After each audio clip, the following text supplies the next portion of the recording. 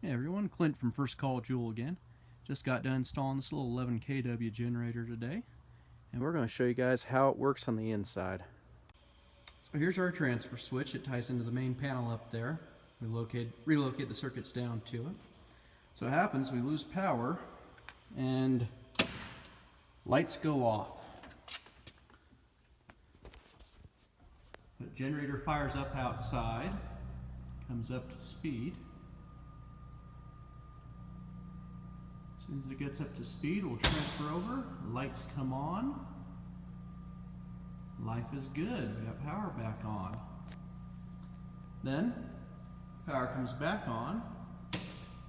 Waits a few seconds to make sure it's actually back on, not just a bump.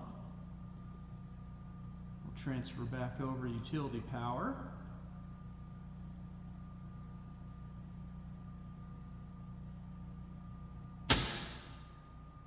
We're back on utility power. Generator outside will just run until it stops.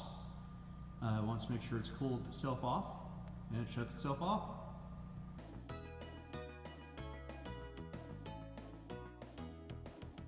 First, call Jewel, the fast service people.